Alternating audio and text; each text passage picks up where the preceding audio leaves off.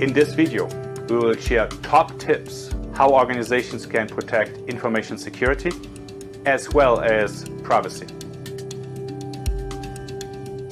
If you would ask your employees, when was the last time you patched your router? Most likely, they would not even know what you are asking about. So it's very, very important that we raise the awareness of people knowing how to protect their home networks. When it comes to privacy, organizations really need to review their current practice. In the past, organizations were concerned about protecting health records of their employees, which was part of the standard HR process. But now, people coming back to work may need to be tested for COVID-19. How are those test records protected? Are they being shared with fellow colleagues? These are all questions organizations need to consider.